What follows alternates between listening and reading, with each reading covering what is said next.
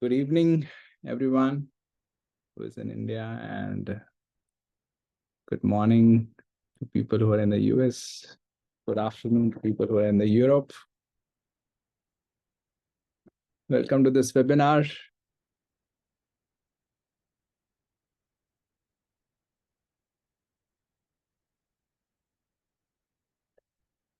I'm quite excited. Just the way I was when I took the exam on 29th, I think. So, been 3 days now.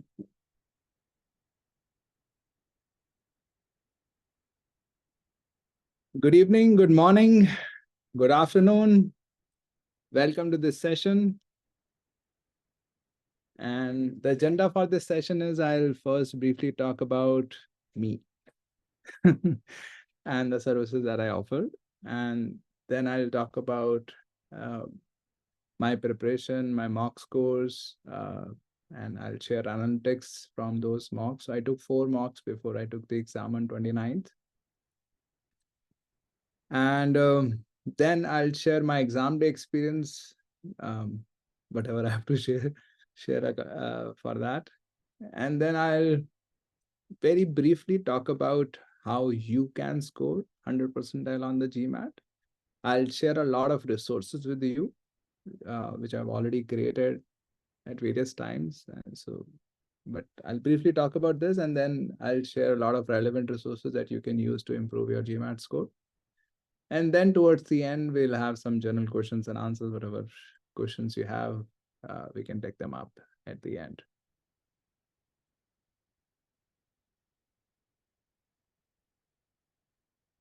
Okay, so let me start. My name is Chiranjeev Singh. I'm a GMAT coach. I have this website, gmatprocedure.com. I'm an alumnus of Ahmedabad, graduated in 2010, long time back. So I took CAT in 2007, because of which I got into Ahmedabad. I scored 99.98 percentile. I took GMAT once in 2013, in which I scored 770. Then again in 2017, in which I scored 780. And I took GMAT Focus 2-3 days ago, 29th of November. I scored 735, which is corresponding to 100 percentile and corresponds to a score of 770 on the Classic Edition. And I also took GRE in October, sort of basically a couple of months ago. On 6th of October, I scored 338 out of 340. So yeah, I've taken a couple of these aptitude tests in the last 2 months. So I've served as director curriculum at GMAT. It was way back in 2012, 13, when I left my first job. So my first job after Ahmedabad was at Yes Bank. I left that after 2 years, so 2012. In 2012, I joined GMAT, but there was a 6-month gap in which I was not doing anything. So that we'll talk about sometime later. So in 2012, I joined GMAT. I resigned in 2014. So I was there for about 19 months. I served as director curriculum there. So of course, it's been 9 years. So I don't know much about the content. I've gone through the course, but that's all I know about GMAT now. So I've been recognized as an expert on GMAT Club. So I have more than 800 followers there and more than 2,000 kudos. So there are a few posts that you can find on GMAT Club written by me. So I'll take this opportunity to talk about my approach to teaching the GMAT. And the reason is simply that some of you may find it resonant with the way you would want to study. So there are 4 or 5 points there. So first is I emphasize or I focus a lot on depth of clarity. And how do we achieve that depth of clarity? Essentially through persistent questioning. So I ask a lot of questions in the sessions. And I encourage questions. I encourage students also to ask questions, because questions is the way you build clarity of thought. Otherwise, you don't know what you don't know. Only through questions you get to know, okay, these are the things that I don't know.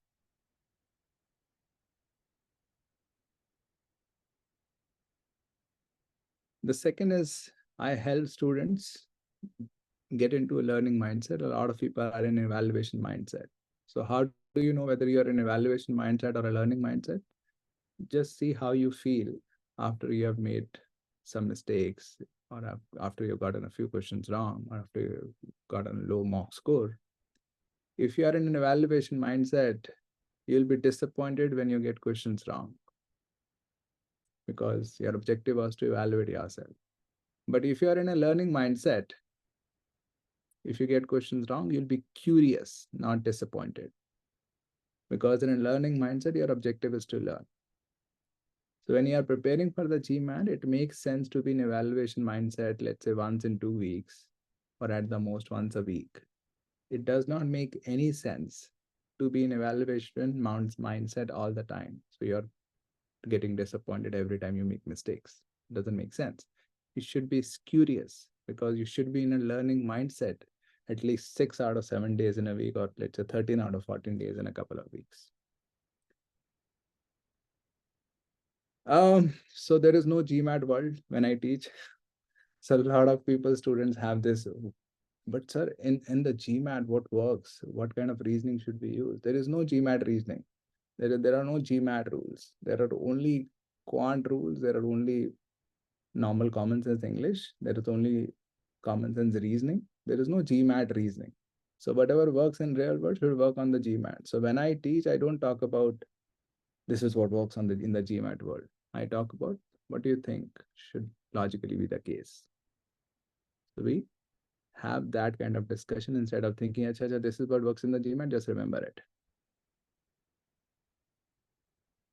If you have followed me on LinkedIn or YouTube, you might have seen that I focus a lot on psychology of GMAT preparation because a lot of times people lie more with the psychological part of it than with the concept part of it. So whenever people need, let's say, more than 2, 3, 4 months, let's say somebody needs 6 months or 1 year to prepare for the GMAT, they go through a lot of psychological struggle, which is generally not addressed by a lot of or almost any test prep company in any significant way. So I focus a lot on the psychological aspect of it, the kind of mindset, the kind of emotional responses and all that. And I do not prepare people for a test, even though they end up getting a high score a lot of time. That's why I'm still, I still have a job here. But I'm more interested in helping them build skills, helping them think clearly, helping them build comprehension, helping them build reasoning. So that's the way I teach. So I generally help people build the right kind of skills. And then once they have those skills, they're able to score well.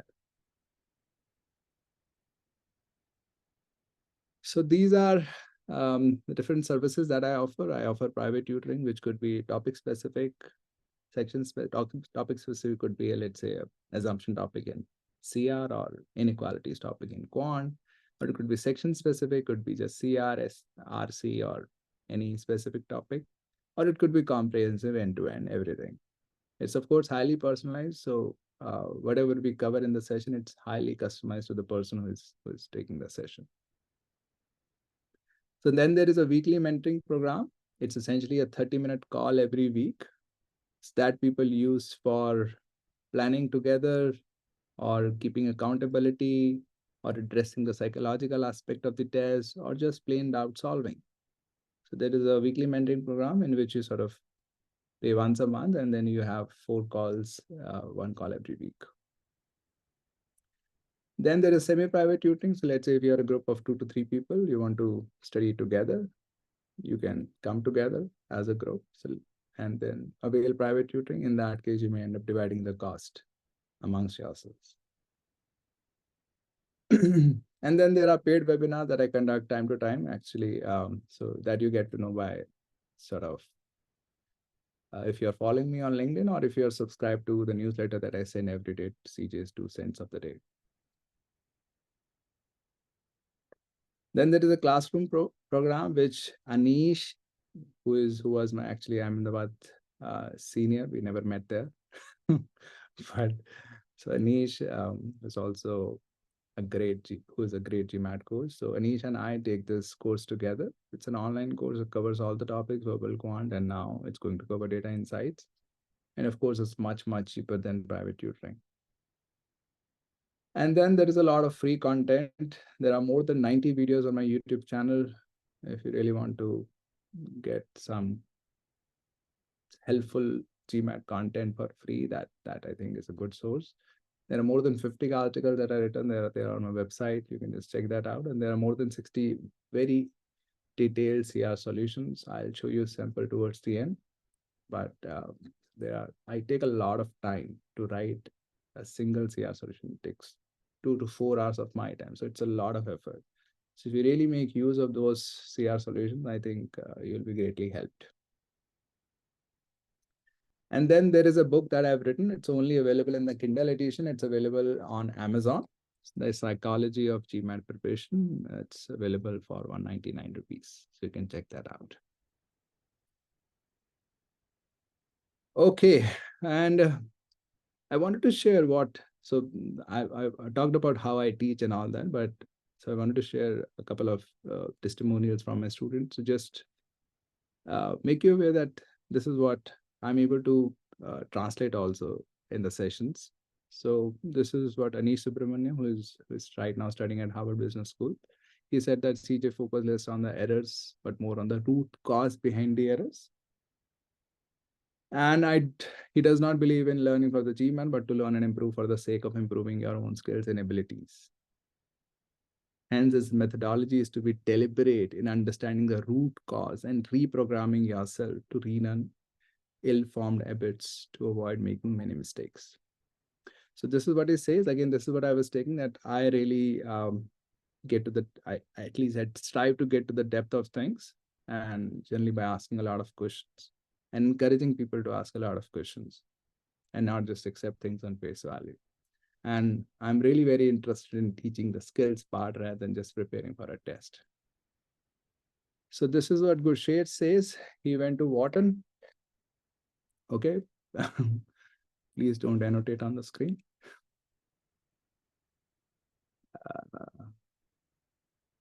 Let me clear this.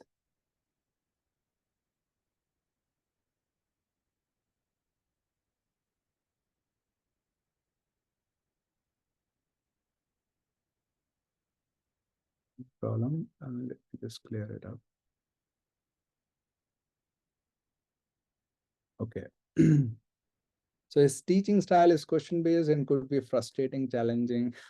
So that was his experience. He started at a very low level. He started at 380. Eventually, he made it to 710. His verbal score was 15 to begin with, which is essentially bottom 10%. Eventually, he made it to verbal 40, which is the top 10%. So it was challenging, especially for him in the beginning, because as he says, I don't generally hand out the answers. I'm more interested in asking questions so that the person eventually gets to the answer, him or herself. Okay, so, and this Gursheth, who started from a 380, eventually got 710, and then he got into Wharton. Now he has already graduated from Wharton. Okay. So now let's talk about my mock scores, how much I prepared and all that. So of course, you will see I did very little preparation. So you have to understand that I am a GMAT tutor, right? So these were my mock scores. I registered for the test. I took the test recently on 29th November, but I registered for it 3 months ago in August, I think towards the end of August. I don't remember exactly when, or it could be the middle of August. I don't remember. But in August, I registered for the test. And in August, I took the first mock in which I scored 705.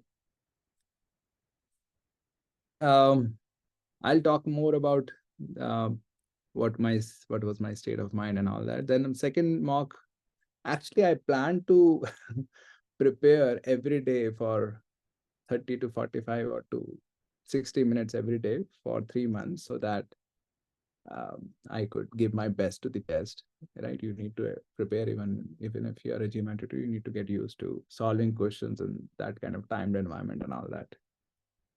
But I did not do that. Rather, uh, I almost my priorities were such that I didn't invest any time on GMAT preparation. Rather, I thought of preparing or doing anything about GMAT preparation when it was just 2 or 3 days left. So I took the second mock on 26th of November, as you can see here. And between that, from 31st of August to 26th of November, I essentially did just 20 CR questions. That's it. Basically, I think I studied for a couple of days. I did 20 CR LSAT questions because all GMAT questions are familiar to me. So doesn't make sense to prepare using them. So I did 20 LSAT CR question. I think, I'm not sure what kind of accuracy I had, but I think almost 90-100% accuracy I had. So I was like, koi fayda nahi hai. So I did not prepare. Uh, and so I essentially just did 20 questions from first to second mock. And in the second mock, I got a 695. I'll talk about the split and everything. I'll give you more details, much more details than are available on this slide. The third mock I took on 28th, which is just the day before. So 27th, I did not study. I don't know why. But 28th, I just went to Chayos in CP, and I think I was in third wave coffee. I just sat there in the morning at around 8 o'clock. I took this mock. There was music going in the background, so I had to wear those headphones because it was distracting. But ended up getting a 785. So I was like, wow, this is fantastic. So this was good. But then I took the next mock after a couple of hours uh, while sitting in Chayos on the same day again. I was doing, I took both these mocks on the same day, just one day. So again, this is what I did, not something that you should be doing in your preparation. Okay. So I took the second mock, and then after lunch, I scored 735, and I made a few mistakes. I was like, कि पता नहीं next कल क्या होने वाला है, whether it's going to be 785, 805, 735, or to be 695. Then the next day, I ended up scoring a 735, which was okay for me. I was not very happy, but I was like, ठीक है, it's at least 100% I. Matlab, essentially, again, it may look like what kind of nonsense I'm saying because it's 100% and I'm saying it's okay, but you have to understand it from my perspective. And again, you could also be excellent in some other domain, and then you would also not settle for anything below whatever you aspire for. So that's the same case with me. So first two mocks are not, I would not consider them representative of my abilities, and I'll talk more about it. The second, the third, and fourth mock were more representative of my abilities, and one was 785, the other was 735, and I was like, oh, I just got the lower of the two. So that was kind of my reaction. Of course, I was happy, but I was not very happy with the score. Okay. So yeah, so I scored 100 percentile with 14 hours of preparation. But you know that I'm a GMAT tutor. But the thing is, of course, in my case, it's very easy to explain that I could score 100 percentile with 14 hours of preparation. In some other cases, people, let's say, who are not tutors, but who also end up scoring a very high scores. There are people on GMAT club scoring very high, let's say 770, 780 in the earlier edition, or 735, 745, 755 in the current Focus Edition. With, let's say, 1 month, 2 months, 3 months of preparation, and you could be finding yourself, let's say, after 3 months or 6 months of preparation, nowhere close to those kind of scores. You may be sitting at around 600. In those cases, it may be very tempting to compare yourself he's also a student. He is able to get to, let's say, a stellar score in 2 months of preparation. I'm nowhere close to, let alone a stellar, so I'm not even getting a decent score, even after 6 months of preparation or 3 months of preparation. The thing is, as somebody said in one of the classroom sessions, that somebody could be starting at a 700. You could be starting at a 550. If 700 guy reaches 750 in 2 months, that's not big deal, right? For you to reach 750 from 550 is going to be a big deal. So he was saying that it doesn't make sense to just look at 750 and think, oh, he could get 750 in 2 months. Why can't I get that? Because he was saying that it's really comparing apples with oranges. I'm not sure it's really a good representation of orange. But he was saying it's really comparing apples with oranges, that yeah, that guy was starting at a 700 score and you are starting at 550. How can you compare yourself with that person? So that of course makes sense. But another thing is, of course, a lot of people keep thinking that why did that guy start at 700? Why did I start at 550? Or why did I start at 400? Of course, you don't have an answer, right? Of course, you could argue whatever you have done in your life and all that. But the point is, the answer to this question is not going to help you. What's going to help you is now, given that you stand at 550 or a 400, what can you do? Okay, so my point is, let's say, even if it is an apples to apples comparison, that he's also a student, you are also a student, why is he getting a 750 in 2 months? Why are you not getting a 750 or even a 600 in 2 months? My point is, the only choice you have is whether you give your best or you keep bemoaning that why your best is not equal to the best of others. For example, if I give my best, I'll get a scooter. Whereas if that person gives his best, he'll get a Mercedes. Now I'm constantly bemoaning that. Why my best does not give me a Mercedes? And now I don't even get a scooter. What makes sense is you give your best and get a scooter. And then if you're not satisfied with this with your scooter, then you continue to give your best over a longer period of time. Eventually you'll get a reasonably high score. So the time you need is going to be different from the time that person took. And why did that person take less time? It could be a variety of reasons. For example, with me also, I was always comfortable with aptitude tests. Even when I prepared for the CAT, it was not difficult for me. Why was it not difficult? Because the way I studied in class 9th, 10th, 11th, 12th. And why did I study that way? Right? Why did I study that way that I did not have difficulty with CAT? I don't know. I was just interested in science. So I just really had a lot of clarity of thought because I was just interested. So I would keep questioning, keep studying, and all that. And why was I interested? I don't know. I just got interested.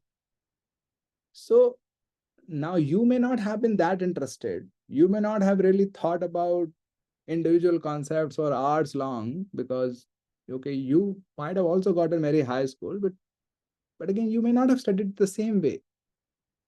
So you may not have that level of comfort with the concepts, with the way things are tested in aptitude tests. So naturally, we are not going to be at the same level when it comes to aptitude tests. But now what? Do you choose to bemoan that? Or do you choose to give your best? That's the only choice you have. That is the only choice you have. And you need to see what is more helpful for you. Does it make sense to constantly wonder why people are able to score high within 2 months, 3 months? Of course, it is possible that the way you are preparing is not effective. So you're spending a lot of times, but you're not getting the desired score because you're preparing in an ineffective way. So you may want to evaluate that.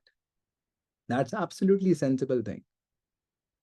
But just every day you are wondering about this is not going to help. Of course, you choose the best resources, whatever best means to you, and then you give your best to it instead of constantly wondering because some people will need 6 months, some people will need 1 year, some people will need 2 years. It's not 2 years for a test.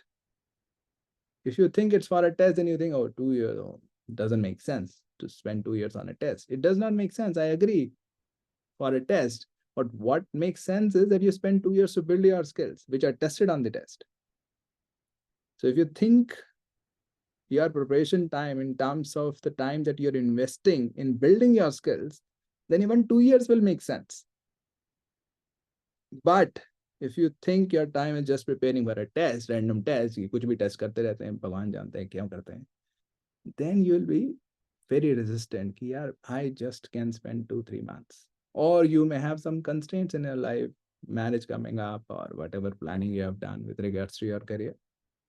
That's fine. So you may want to get it done within 2-3 months, but you cannot dictate it. And that's again something that you just need to be aware. You may want to get it done within 2-3 months, but you cannot dictate, and now you can constantly fight with this reality that why can't I get it done in 2-3 months? Or you can make peace with it and then say, okay, I can get to only this score in 2-3 months. I'll settle for that score and just apply. Or I'll need to spend another 1 year. I don't wish to, but I think given the circumstances, I need to. So I'll spend 1 year. This is the thing. A lot of people don't make these two choices. They are like constantly stuck. They're constantly thinking, "नहीं, 2 महीने में ही मुझे 750 चाहिए because I have a constraint." You have a constraint, but 750 cannot depend on your constraint. 750 will come when you have those skills. And if building those skills requires, let's say, 1 year, then you have to spend that 1 year. Otherwise, it won't happen. Okay.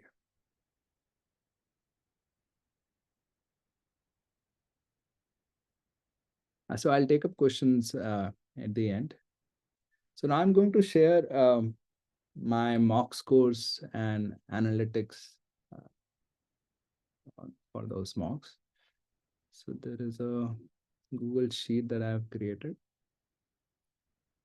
I think you can't see that. Let me share that.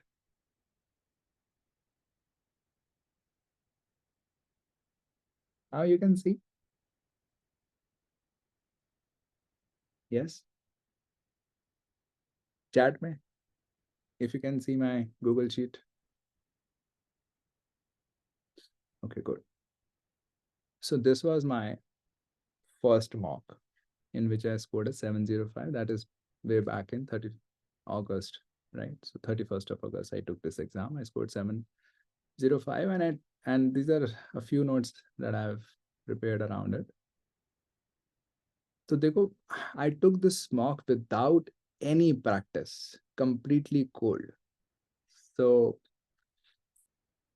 I did not do any time practice. So I really struggled with timing and verbal. I wasn't used to solving questions within these kind of time limits. Quant and DI scores, I'll share that. So this you have to understand, I took it completely cold. So when the quant came, so there are 21 questions in quant. I took this order, quant, verbal, DI. 21 questions in quant, you get 45 minutes. I got done in 25.5 minutes because I found the quant really easy. And of course, and again, let me explain this. Of course, it was really easy for me and all that. But what I've overall experienced across mocks, so I've taken 4 mocks and I've also taken the real GMAT. By the way, my official score has come. So I'll be sharing my official score and the analytics around that, because now all those analytics come with the score. You don't need to purchase a ESR separately. So I'll be sharing all that. So all the details, all the analytics regarding my actual attempt also in this webinar. So just stay put. But this is a mock that I took, and I find quant has really come down in terms of difficulty level. There could be 2 reasons. One is data sufficiency has moved out of quant, so there is only problem solving now. That could be one reason. The second reason is geometry has gone. Geometry was something that I was not very comfortable with. But still, I think these 2 factors cannot completely account for the change in difficulty level. I think the quant has actually become easier. So in my last exam back in 2017, again, I got quant 51, so all questions were right. But I still remember that I used to take the complete time which was available for quant. So I would not complete it before time. Okay, in the mocks also, in the actual exam also. There could be 2, 3, 5 minutes here, there, but I would take almost the entire time. But you will see that in 3 out of 4 mocks, I completed the test much earlier. For example, in the first mock, I actually took just 25 minutes out of 45 minutes. So 20 minutes. So almost halfway I was done with the quant section and I got everything right. So for you, what is relevant is the difficulty of quant, I think, has come down. Okay. So you may, of course, take a mock and really assess, but this is my assessment overall, given the time that I was taking. So this was my verbal performance, uh, in which I scored a 51 percentile. Score was 79. It was a 51 percentile because I could not attempt the last 5 questions. I was just short on time. I could not manage timing. What I could remember from my past experience was that I would be able to manage time. So I was like, "ठीक है, थोड़ा time ज़्यादा लग रहा है. Eventually, I'll be able to manage." But towards the end, I realized that I could not manage. So I ended up randomly marking the last 5 questions, and all those were wrong. Even on this CR question, you see, I just spent 70 sort of 0.7 minutes, which is essentially 42 seconds. But I got it right. I don't know whether it was easy or I just took a call or whatever. So yeah, the total time I spent in verbal was 44.92, which is the available time, 45 minutes. So this is the analytics for the first 17 questions. Out of first 17 questions, there were 8 CR questions. Total time I spent is this. Average time per question is this. Top 2 questions, so I spent in the 2 questions 4 minutes on average, and the question that I solved the fastest, I solved those 2 questions at almost 1 minute per average. And these are the stats for RC. There were 9 RC questions in the first 17 questions. I took this much time. Time per question is this. There were 3 passages, and this is the average time on non-passage questions, 1.71. And this is the average time per passage. I have subtracted the question time from the time you take on the first question, right? On the first question, you solve the question also, and you do the passage also. So I've subtracted 1.71 out of that. So I was taking just 1.79 minutes per passage. I think now when I look at these statistics, it seemed pretty low. I was not aware that I was reading it so fast. And these top two average are for the non-passage questions. Okay, all this analysis I've done. So, but on a couple of questions in RC, I've taken 3.15 minutes on average. That's a lot of time. So I was stuck there and took a lot of time. And the bottom 2 was, I solved them within 1 minute, so 54 seconds or something. So this was my verbal performance in the first mock, which I took cold. So my last 5 questions were to con. And this was my data insights performance. So it was all good, 99 percentile, 86 score. I just got 1 wrong. And so in this data insight section in the first mock, I got 6 data sufficiency questions, 6 2-part analysis, 5 graphs and tables, and 3 multi-source. Okay.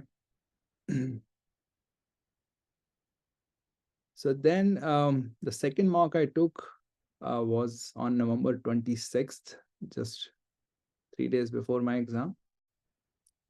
Again, I started with quant. In this, I got 1 quant question wrong because of some misreading.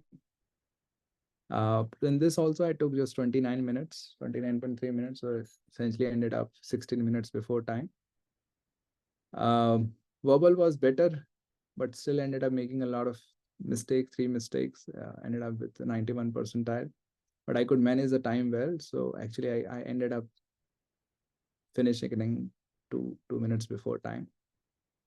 So these are my analytics. You can look at that. I think one of the factors that went against me in verbal was this. While attempting the second mock, I actually doubted the logical correctness of a few questions. Okay, while I was attempting the test, if I was getting stuck, at least on 2-3 questions, I started doubting कि इन्होंने कुछ गलत बना दिया. I can't find the answer here. Okay, so I think eventually what I realized after I analyzed uh, my performance in this mock, I realized कि because of that mindset, because I was doubting, so I was that was an easy explanation whenever I got stuck कि अच्छा इनमें कुछ problem होगी. So I think I got at least a couple of questions wrong, which I might have gotten right if I were not in this mindset. So this was a big learning for me कि भैया उन पे doubt मत करो, वो ठीक ही हैं. You have to just see where you are faltering. Uh, in D, I selected the correct answers before it was time up, but the answers was not registered. So for example, if you look at this DI performance here, I got the last question is marked not answered, but I actually ended up selecting the correct ones. But it was not registered, taken as an answer. So I'm not sure if this is how the actual exam also works, that you have to submit it for it to be registered. But I'd heard somewhere that if you just mark it, it will be registered, but it was not registered in my case. It came out as not answer.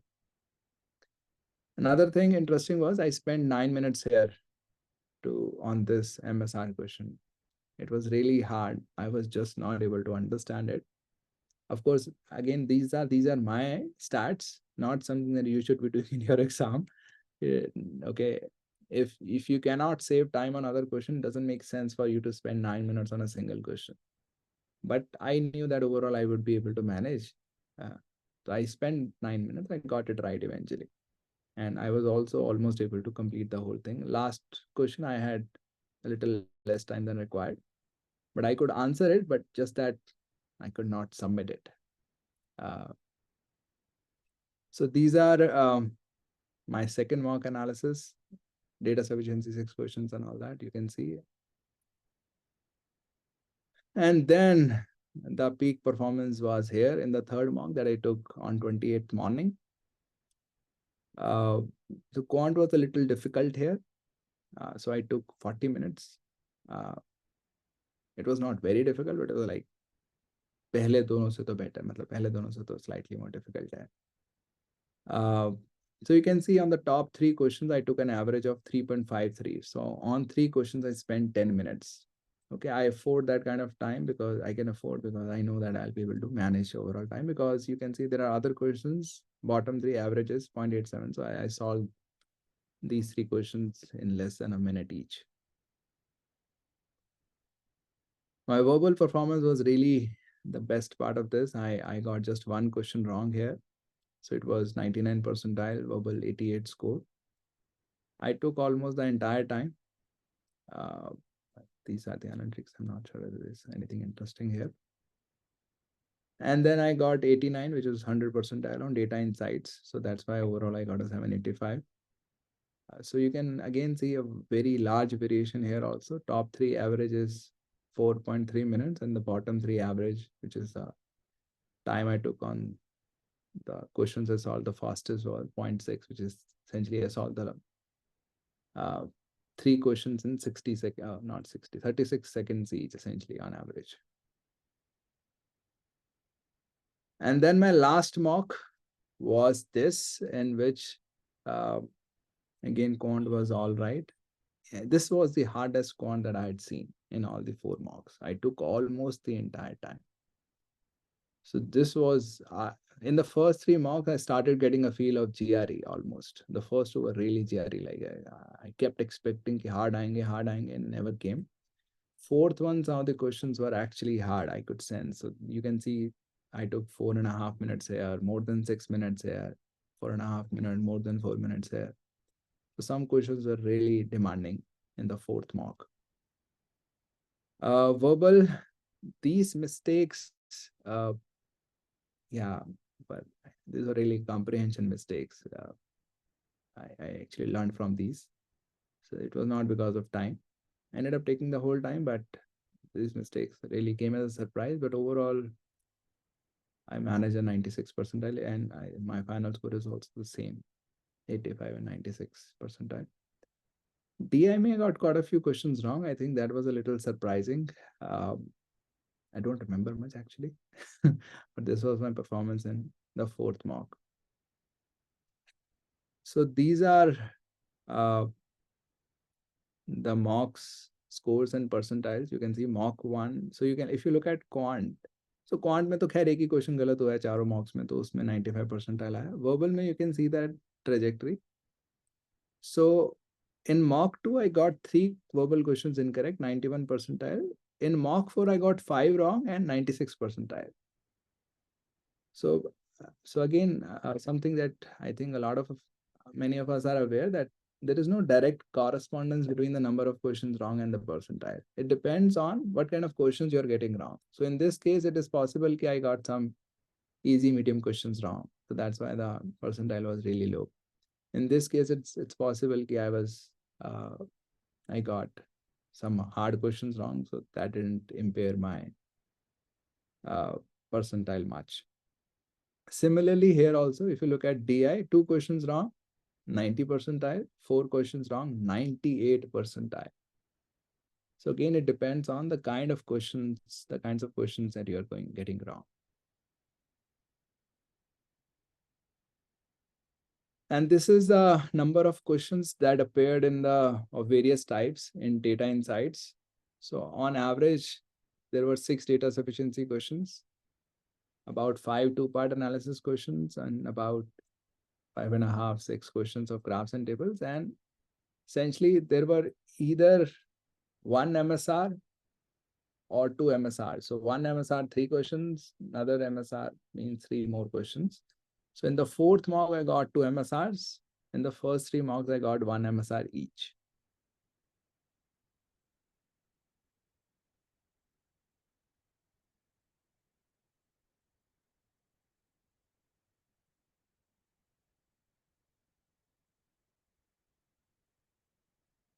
Okay, if you want to do some more analysis, you want to look at this,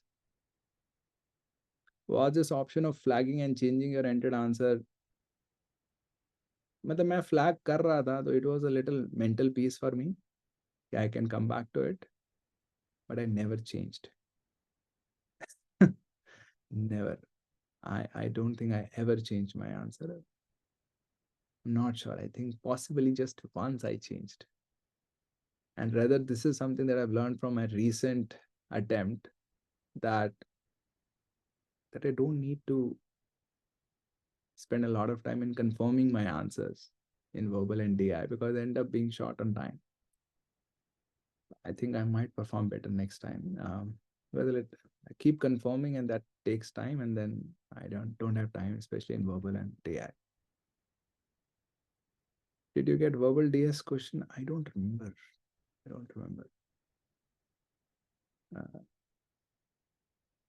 Yeah, difficulty level तो मुझे बिल्कुल same लगा. I again, people keep saying ये difficult हो गया, वो difficult हो गया. For me, when I took the actual exam, and I'll be sharing the analytics from there, nothing was out of the world. It was like ठीक है, normal questions. And of course, some questions I just couldn't make sense. So I'm not sure. When I share the analytics, I'll talk more about it.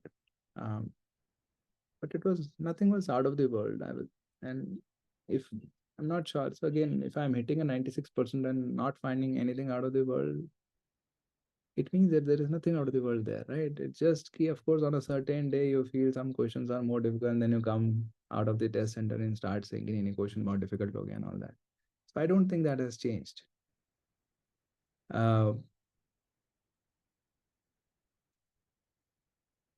And this is, I'll share this with you.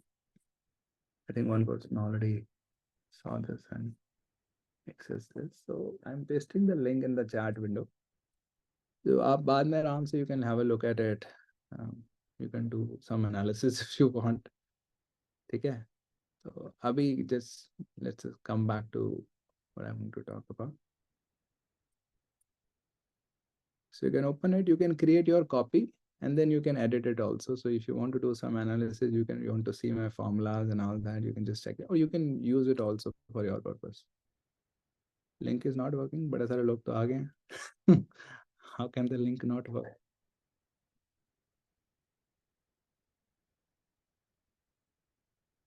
So there are already 23 viewers here. So are you guys, is somebody able to access it? So if so there, yeah, you can view it. You cannot edit it because if you give it edit, it will become a useless document. So you can go to this file here. You can create a copy, and then you will have your copy. You can edit it and whatever you like. You can't, of course, edit this sheet.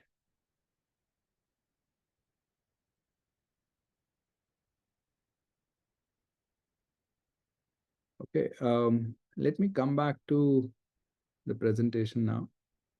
I'll talk about my exam day experience, and then I'll share the official score report and the analytics and all that. So exam was at 8 a.m. I think I posted on LinkedIn. So this was a change. We'll talk about it. I think this is one of the bullet points there. So exam was scheduled at 8 a.m. at a test center, which is Barakhamba Metro, which is very close to Barakhamba Metro Station, which is essentially about 40 minutes from my house. From my house. So there's a direct metro that goes from it's just 2 minutes from my house, and you take the metro, you directly reach at Barakhamba, and then it's just 2 minutes from Barakhamba Metro Station. That was the journey. Yeah, it's a Pearson. So yeah, that is something. So all the 3 attempts that I have taken have all been at Pearson's. I think Pearson's originally was in South Delhi, I think, and now it has shifted to Barakhamba. So I slept around 10 p.m. last night. It was okay night. Again, I was not stressed. I was not worried. So again, those things were not there. I was rather excited. And I was not over excited कि नींद ना आए. I was just excited कि दे रहा हूँ मजा आएगा. But I woke up at 3:30 a.m. Actually 1 hour earlier than I would have wanted. ठीक है, मतलब normally I also wake up at 4:35. 4:35 I normally wake up, sometimes 4 also. But on that day I would have wanted to sleep till 4:30 or so to have 6.5 hours of sleep. But I woke up at 3:30 and then I was like, उठ ठीक है, तो उठ जाता हूँ. But I was happy. I was not worried कि क्या होगा मेरे एग्जाम पे, जल्दी उठ गया and all that. Okay. Then just daily stuff, got ready, meditated, went to Gurdwara Sahib. And then I started contemplating कि मैं LinkedIn पे डालूं, लोगों को बता दूं before the exam कि I'm taking the exam, or the normal जो मैं last time जो मैंने किया था इसकी, you take the test without telling anybody, and if you get a high score, then you tell people. Okay. So that was the strategy I used the last time. This time I was thinking, should I tell in advance? What if I don't get a good score? And all that. So then eventually I said, yeah, let's have some fun in life. So I just posted in advance on LinkedIn, I'm taking the test. I'll be sharing the score in a couple of hours. Main intention was just कि भाई इतना serious क्या होना life में, कम आ जाएगा तो कम आ जाएगा, क्या करें. So I left on time after eating fruits and having some milk. So of course I left at 6:30. Essentially I had to reach there by 7:30 because the test was at 8. So I left at 6:30 to just be on time there. So no breakfast. 6:30 I don't have breakfast.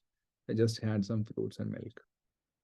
Carried passport, important. So Aadhaar I think works only in online appointments. It doesn't work in offline appointments. Very smooth check-in process, fantastic. Pearson's center was very professional, very well done. So that was really nice. Then quant started super easy. I actually completed it within 11 minutes on the clock. Essentially got done in 34 minutes. And I'll share the analytics. So from that also, it's clear that I got done with a lot of time to spare. Verbal, I had timing problem at the end. But I think just when I looked at the analytics, I saw that there was just less time for just last one question. Second last question, I was stuck. I took a lot of time. And the last question, I had hardly just 1 minute. So no unusually hard questions. Everything was in line with what I was getting in the mocks and what I was the kind of hard questions that I'd seen in official guide. So nothing out of the world. I did not take a break. I did not take a break in any of the mocks. So there is one optional break that you have. You can take between section one and section two, between section one and section two, or you can take it between section two and section three. It's optional. You can take it. I did not take it during any of the mocks, and I did not take it during the exam also. जरूरत नहीं है मतलब 1.25 घंटे का test है. And I don't need rest. As I said, I could take the two mocks on the same day, just within 2 hours of difference, right? Because it doesn't drain me, because it's not very difficult for me. So DI, again, it was similar to mocks. It was not out of the world.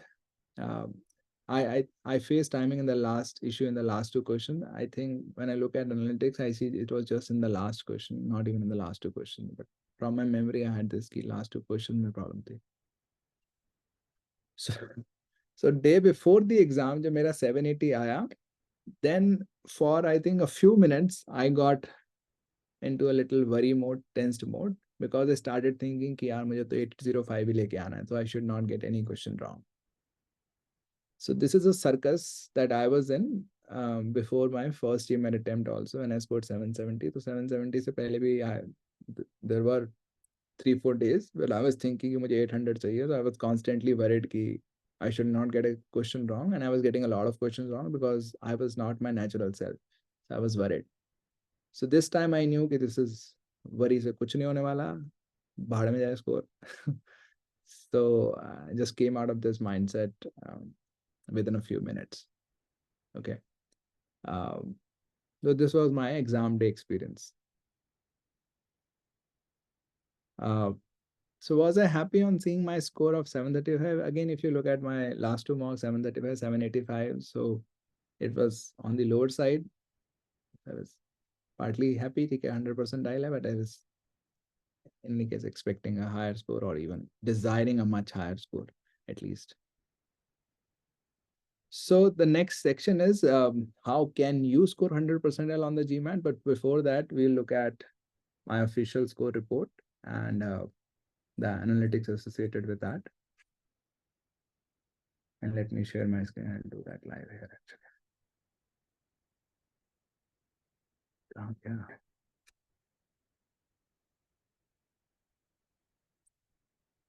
So I'll just log in. Oh, you can see my password. So many dots.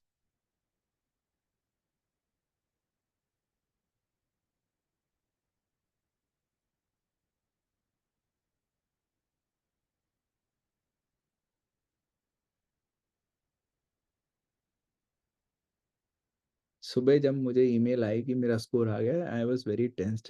मैं क्या 735 because if you go on MBA.com, 735 it shows कि 735 can correspond to a 99 percentile also, and 735 can correspond to 100 percentile also. I was like, what nonsense. I have announced it to everybody कि मेरा 100 percentile आया. So I was very worried. Checking the score कि इन्होंने मेरा 99 ना कर दिया. But fortunately it was 100. So so this is my score, 735. So again took on 29th and all that.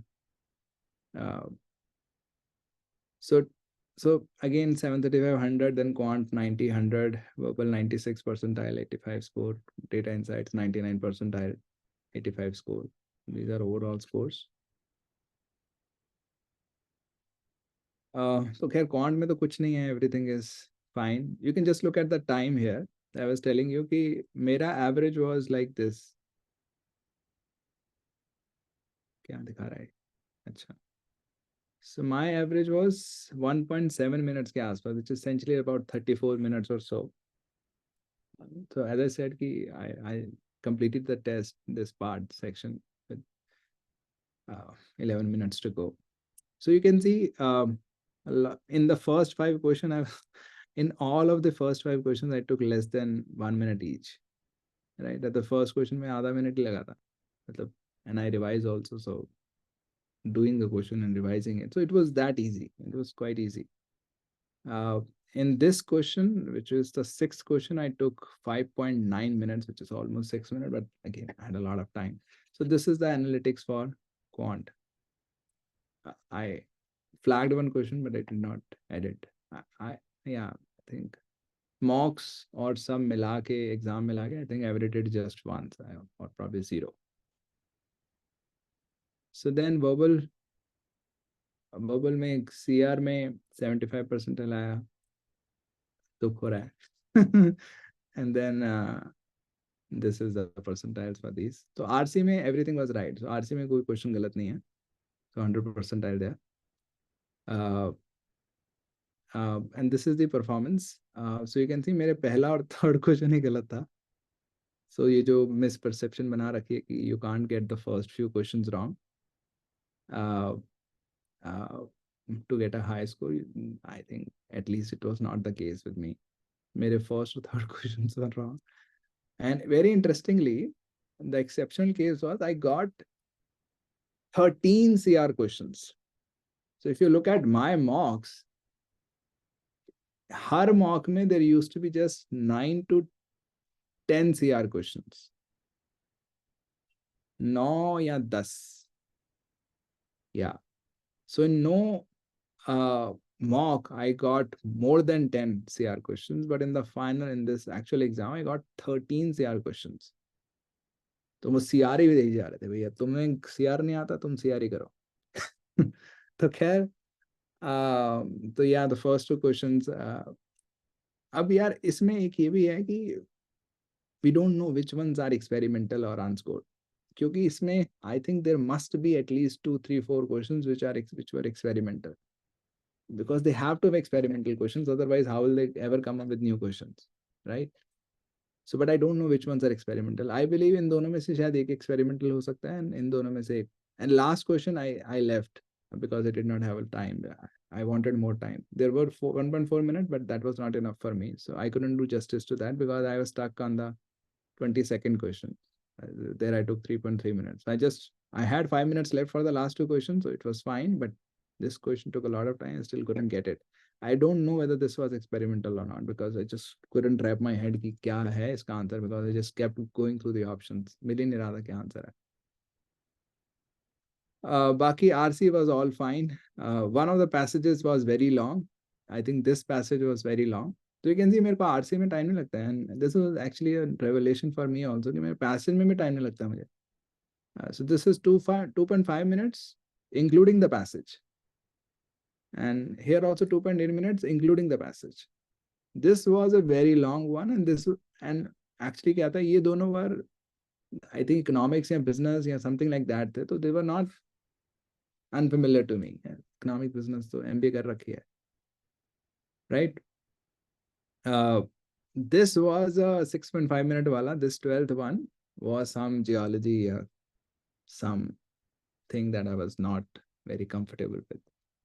And it was also a long one. It was a 4-paragraph long and reasonably long passage. So it took my time. I might have spent 5 to 6 minutes on the passage and then the remaining half a minute to 1 minute on the question. So I took a lot of time. So this is how my CR went. And then, yeah, I got 4 CR questions wrong out of 13. 96 percentile. And then data insights was this. So I got 4 questions wrong. Towards the end, I think last question, I did not have a lot of time left. Last question, फिर से वो 1.1 था, I couldn't do justice to this. So last two questions, there were only 2.8 minutes left. I think it's the time laga, and then I couldn't do justice. And I'm not sure why I got these 3 other questions wrong. I don't know. So overall, this is the performance. So again, you can see some questions I really took a lot of time, 4.8 minutes, some questions just 0.7 minutes.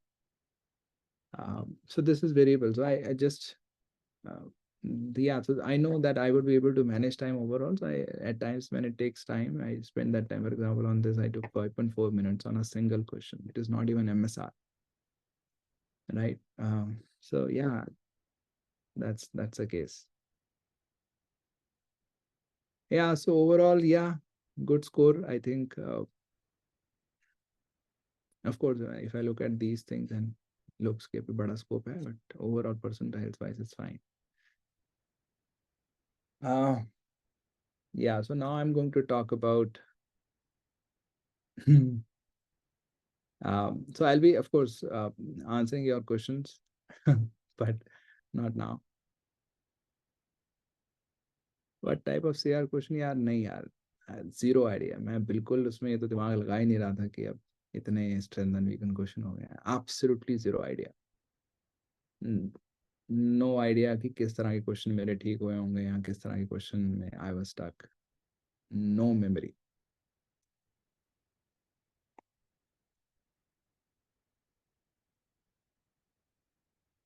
Okay.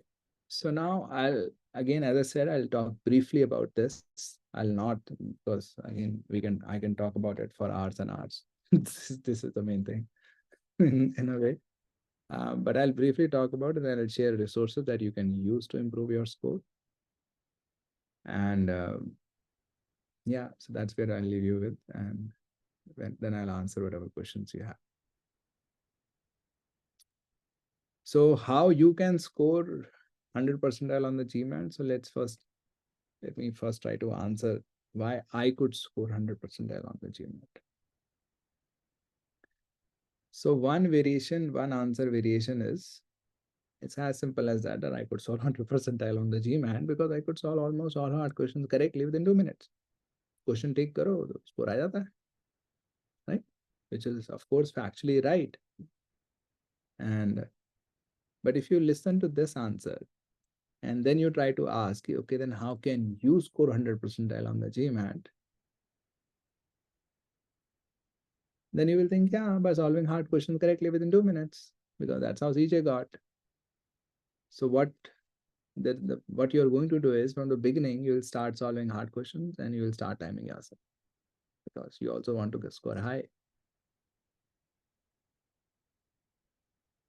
right? So this is what you can do if I give you this answer. But I can also put the answer as this, that I had the requisite clarity and comfort to be able to solve almost all hard questions correctly within 2 minutes. Now, with this answer, if you ask that how can you score 100 percentile, now the answer becomes by having that requisite clarity and comfort so that you can solve the hard questions correctly within 2 minutes. Both the answers are factually correct. But I believe the first one will mislead you. And this is one of the common mistakes people make कि मुझे high score चाहिए, high score के लिए मुझे hard question correctly solve करने हैं 2 minutes में. So from the beginning itself, they'll start solving hard questions within 2 minutes. A nonsense approach. Of course, nonsense can also work if you already have the skills. So then, of course, you didn't need any preparation as such. But anybody who needs to build his skills, build his clarity, his or her clarity, this process is completely useless and harmful. Actually, it's a waste of time that you're from the beginning itself you're timing yourself and solving hard questions. What you need to ask yourself is, how do I build requisite clarity and comfort so that I can also solve hard questions correctly within 2 minutes?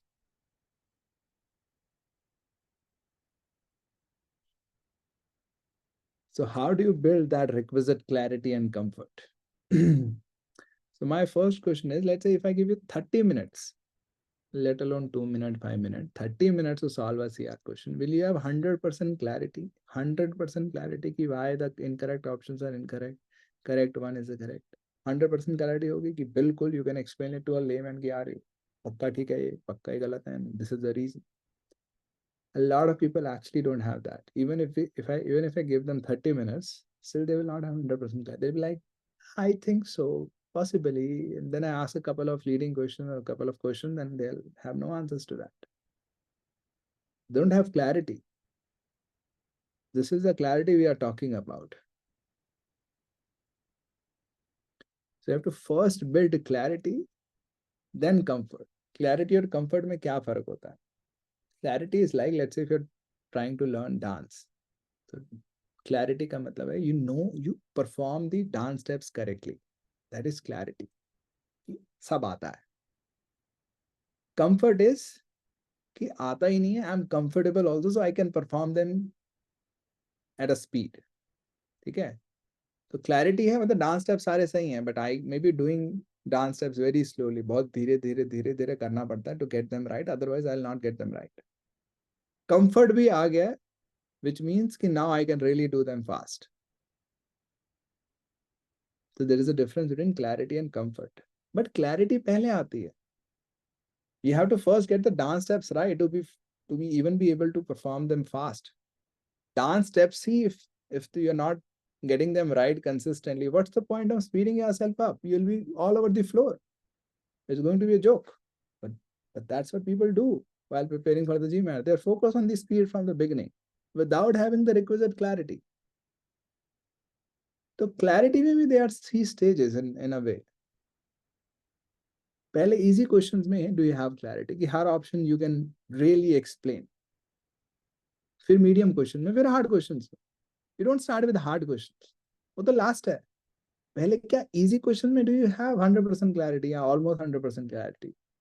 फिर उसके बाद medium questions में go there. Then you go to hard questions. Then you talk about comfort once you have clarity.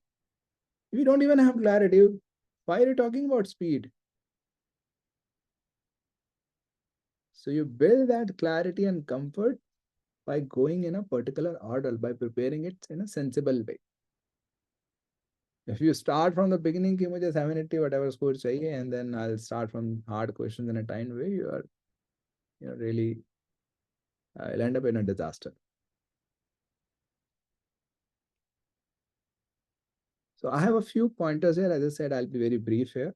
So how do you build clarity? A few pointers are by writing down your reasons for rejecting or selecting options. Again, this is specific to CR and RC. You can extend it to quant, of course, by making appropriate changes.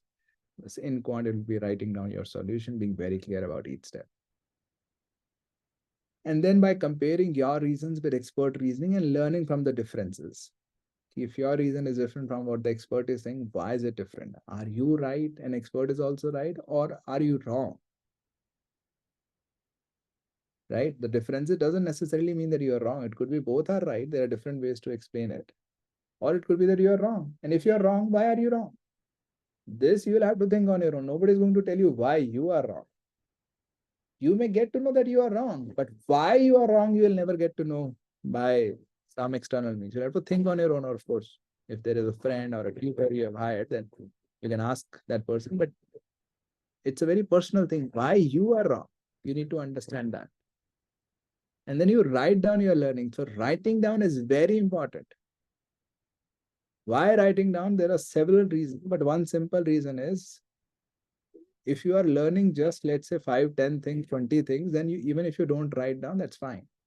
But if you are learning hundreds of things over a period of months without writing down, you're just in an illusion of learning. Okay, if a person like me doesn't write, even though I wrote actually in the 20 CR question that I attempted, if a person like me doesn't write, it can still work. ठीक है, इतना कुछ सीखने का नहीं था. जो 5, 10, 15, 20 चीजें थी, I can just revise them and again, I'll be able to remember. But if you have hundreds of things from various questions and different sections, and you're not writing down in a very sincere way, you are just in an illusion of learning. There's no learning happening, or there's hardly 10% learning happening. Use good quality resources that are actually focused on clarity. There are a lot of resources which are very focused on hacks, tricks, किसी तरह से answer निकाल दो, some nonsensical ways. So use good quality resources. You can consider GMAT Intensive, which is offered by Anish and me. Of course, there is a conflict of interest when I recommend this, but again, I consider this course to focus on clarity. The eGMAT, Target Test Prep are also good courses. I'm not associated currently with them, so if I'm recommending, they are good courses. Again, all three you can consider, whatever works for you can take. But beyond these, I'm not sure. Okay, especially Indian courses, I'm not sure about their quality. Clarity building takes time. So if you rush, you may not become clear. Okay, again, you may have a deadline, give me 2 months mein kaam karna hai, but if you need 6 months, then you need 6 months.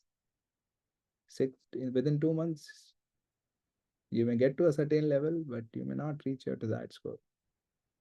Okay, again, this is not something that I wish for you, but this is a reality we all face.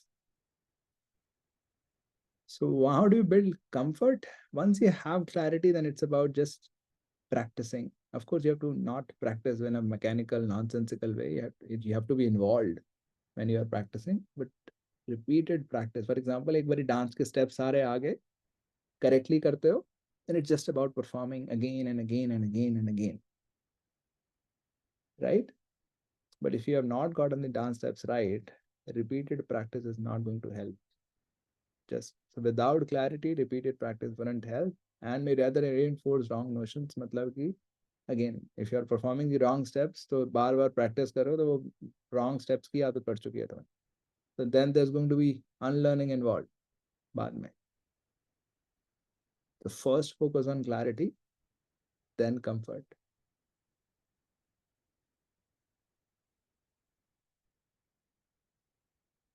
Okay, so I'll be sharing a PDF of this PPT with you. So you'll have all these links. So all these links are essentially links to my resources that I have created. So again, as I said, there are more than 90 videos, more than 50 articles I've written. So you can use them to your advantage. You don't need to even pay anything for them. So these are uh, some of the resources that I recommend that you can use to build clarity and comfort.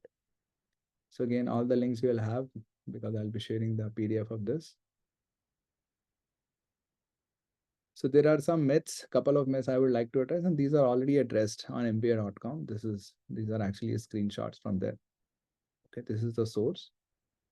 So there is a myth around GMAT Focus. It's harder to achieve a higher score. It's naturally harder to score, let's say 705 than 700 on the edition. But because it's 705 corresponds to a 99 percentile here.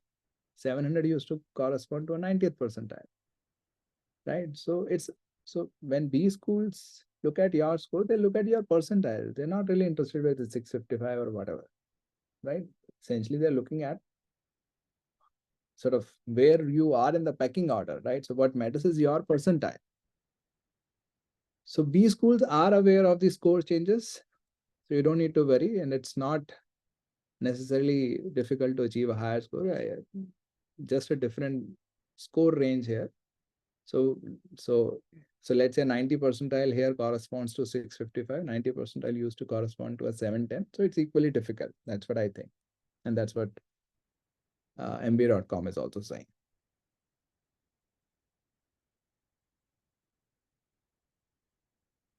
So there are these other useful resources. It's a compilation of all the GMAT prep content by me. So again, you'll have the link. You can also subscribe to my daily emails. I send a daily email related to GMAT psychology, mindset, and strategy. So you can subscribe to that by clicking on this link. And then there is a book, The Psychology of GMAT Preparation. You can consider buying it. And the link will be there in the PDF. Oh, so yeah, so we are done. Thank you. Continuously spoke for about 1 minute, 15 seconds. Sorry, 1 hour, 15 minutes, 1 minute, 15 seconds. Okay, so now I'll be taking up questions and I'll also be sharing the PDF of this PPT. And as soon as you end this or as soon as we end this webinar, you'll get a survey will open up in your browser. So please share your thoughts about the webinar. That will help me. And let me start with the question and let me also share the PDF of this.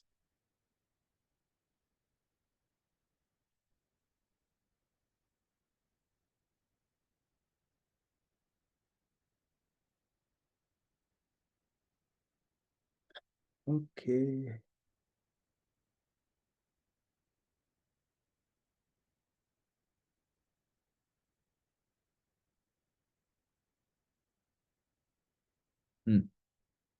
So in the chat window, I've shared the PDF of this PPT.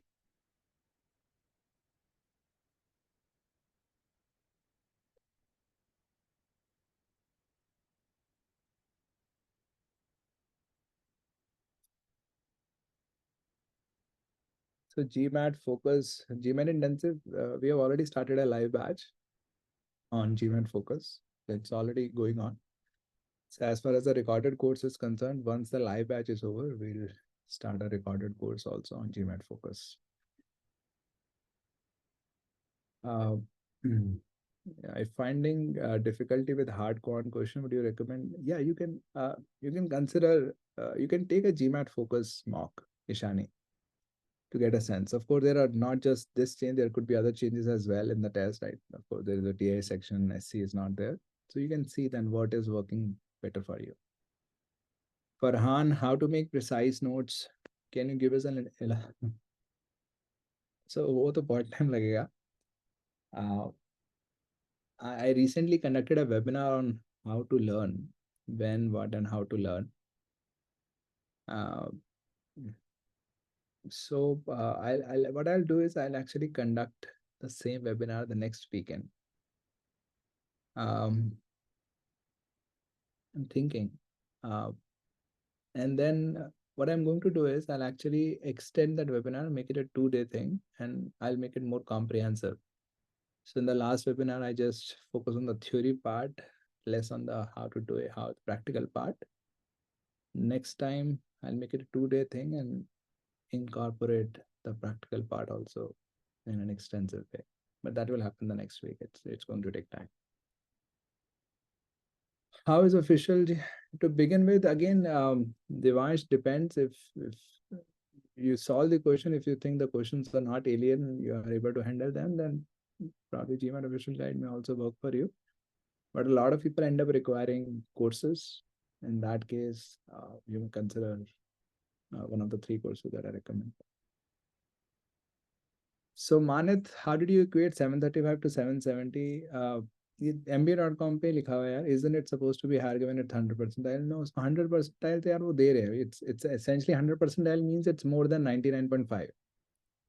So it could, I think it's 99.6 or something. So that's why, because they don't get into decimals, so they say it's 100 percentile. So this equivalence is given on MBA.com that it's equivalent to 770. ICG just to the GMAT Focus got a 655, which translates to 700. I don't know. That's based on equivalent. I think GMPA, GMAC is very clear that 655 corresponds to 700, 710. So it does not make sense to just just rely on any online source. You have to go with what GMAC is saying. And the GMAC is very clear that they have communicated that 655 is equivalent to 700, 710. It makes sense to believe in that. Looking at the complexity of CR questions other than official guide, you can look at LSAT questions also. Again, they are available on GMAT Club. I want to start with a course piece guide if there is an upcoming batch. I'm not sure whether we have an upcoming live batch, but we have a recorded course. You can join a normal recorded course, Classic Edition. And once we are done with the current live batch of GMAT Focus, we'll add all the data insights recording also to the course. As far as live batch is concerned, I'm not sure when we are going to start next. Can you suggest about how to prepare for the DI section in the resources? So with the official resources, all the IR resources, and there is a new official guide, and there are other resources also on MBA.com for DI section. You can use those, and of course, you can choose a course to prepare for the DI section. But other than that, of course, there are official resources out there that you can use. Can you suggest if GMAT at age of 40 would be right? No idea. This is something for admissions consultant. I'm just for GMAT preparation. Is it okay to use CAT books? I have no idea what CAT looks like in DI. I think I actually took a CAT mock recently, and I don't think CAT DI is anywhere close to GMAT DI. That's my perception, but I'm not sure because I just took one mock. Where can I get sufficient DI questions? So देखो sufficient तो मुझे पता नहीं what is sufficient. The point is There are official TI questions available. If you What you can do is make the most out of them. Try to learn as much as possible from every single question. Then you will not need a lot of questions.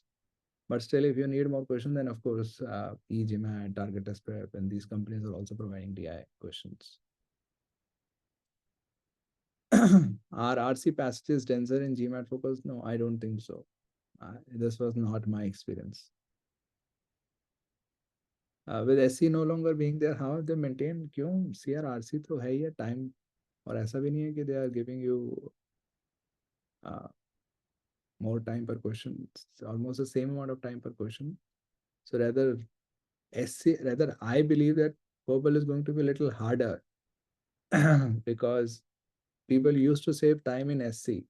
Even I used to save time in SC. If I look at my 780 score, in which I spent 1 minute 17 seconds on SC question, and I spent 2 minutes 32 seconds on RC questions in my last 780 score.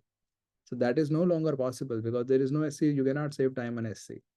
So now just left with CR and RC. I think it's going to be a little difficult actually. Which is easier, GMAT Focus Quant, new GRE? GRE Quant तो यार मतलब बहुत आसान है वो तो. हाँ. तो GMAT Focus Quant तो फिर भी I think थोड़ा सा तो आगे होगा. It's going to be a little more difficult than GRE Quant. GRE Quant is very straightforward. But of course, I speak from my perspective, right? Of course, for you, but even in my perception, GR is much easier than GMAT Quant. Is the DI section more difficult than IR? Is it more difficult? I'm not sure. It's of course more extensive because a lot of questions. I don't think it's more difficult. So it's can you share a screenshot of your actual exam? I've already shared it in the video. It's part of the video now. CAT is tougher. Her DI is quite hard. What's your take on this? पता नहीं यार, मतलब I've done MBA and all that, so मेरे लिए तो नहीं था. I'm not sure whether my MBA experience comes in or yeah, I'm used to graphs and tables and all that. I don't know, but I didn't find it hard. And I think people also, if you understand how it works, how things work, I don't think it's going to be hard.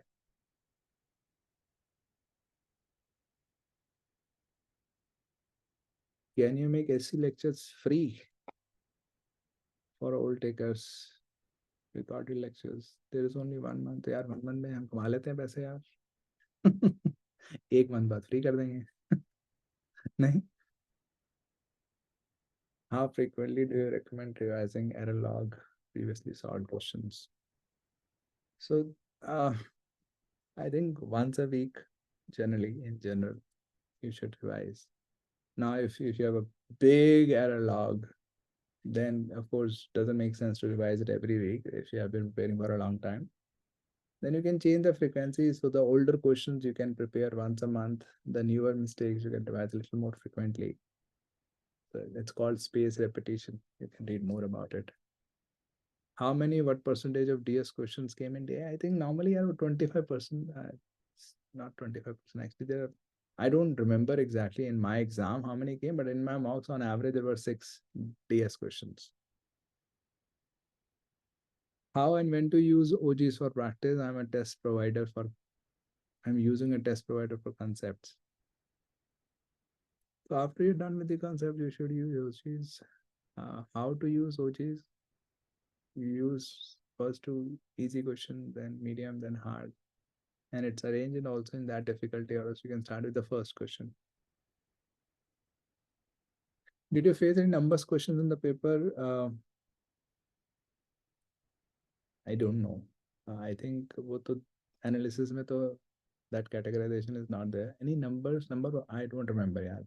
मतलब I don't remember कि questions किस तरह के थे. Has the difficulty level gone up? That was not my experience कि difficulty level has gone up. How to schedule a call? So you can click on this top mate to schedule a call. This is the part of PDF. How to use GMAT Club? There is an article written by me. So when you look at my compilation of all my articles, there is an article on how to make the best use of GMAT Club. How to improve speed and all that, I've covered extensively in my articles and videos. So go through them. Our GMAT Club tests a good representation of GMAT Focus Quant or more. Uh, yeah, I have not attempted GMAT Club test for GMAT Focus Quant. I don't know. Earlier, GMAT club tests were slightly harder than Classic Edition. I don't know how they have adapted now or whether they have adapted.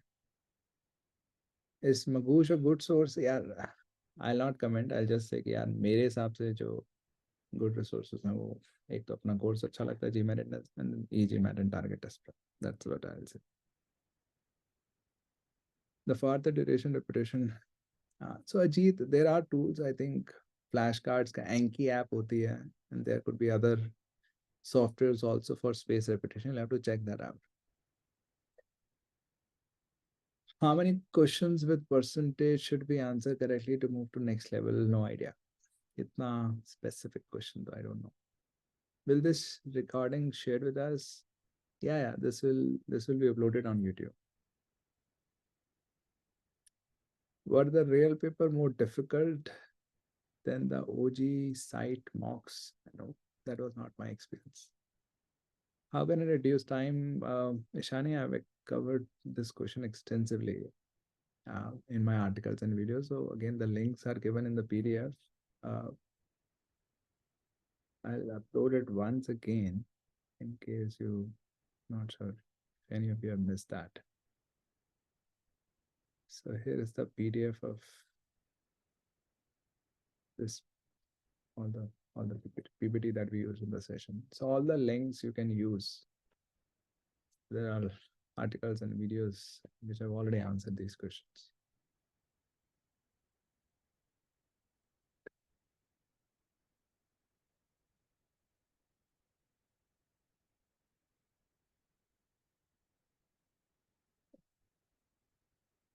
Cool. Anything else?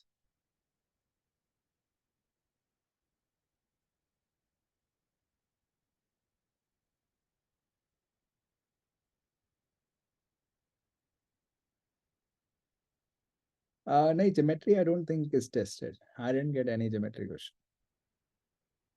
Many science students are engrossed now how much time they may need. Highly variable. Okay, some people may need 3-4 months, some people may need 2 years.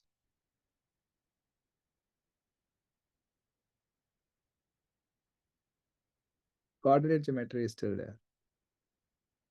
Yeah. I don't think I got any question from coordinate, but it is there.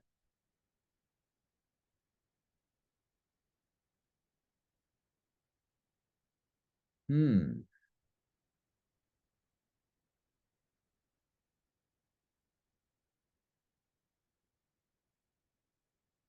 Cool. तो चलते हैं. Uh, Good night. Thank you for staying till the end.